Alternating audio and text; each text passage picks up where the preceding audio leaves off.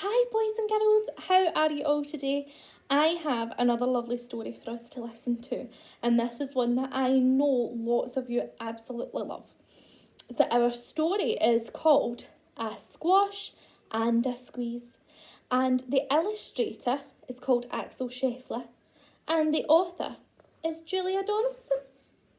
So let's get started.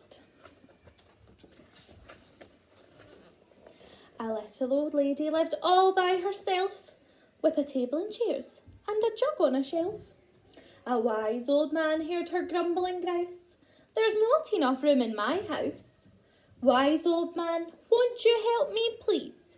My house is a squash and a squeeze." "Take in your hen," said the wise old man. "Take in my hen, what a curious plan." Well, the hen laid an egg on the fireside rug, and flapped round the room, knocking over the jug. The little old lady cried, "What shall I do? It was pokey for one, and it's tiny for two. My nose has a tickle, and there's no room to sneeze. My house is a squash and a squeeze." And she said, "Wise old man, won't you help me, please? My house is a squash and a squeeze." Oh, sorry guys. "Take in your goat," said the wise old man. "Take in my goat, what a curious plan." Well, the goat chewed the curtains and trod on the egg, then sat down to nibble the table leg. The little old lady cried, "Glory be, it was tiny for two, and it's titchy for three. The hen pecks the goat, and the goat's got fleas. My house is a squash and a squeeze." And she said, "Wise old man, won't you help me, please? My house is a squash and a squeeze." "Take in your pig," said the wise old man.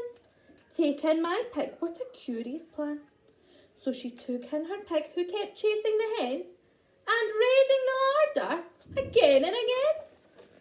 The little old lady cried, "Stop, I implore. It was titchy for three, and it's teeny for four. Even the pig in the larder agrees. My house is a squash and a squeeze." And she said, "Wise old man, won't you help me, please? My house is a squash and a squeeze." "Take in your cow," said the wise old man. "Take in my cow, what a curious plan." Well, the cow took one look and charged straight at the pig, then jumped on the table and tapped out a jig. The little old lady cried, "Heavens alive! It was teeny for four, and it's weeny for five. I'm tearing my hair out, I'm down on my knees. My house is a squash and a squeeze." And she said, "Wise old man, won't you help me, please? My house is a squash and a squeeze." "Take them all out," said the wise old man, "but then I'll be back where I first began." So she opened the window and out flew the hen. "It's better. At last I can sneeze again."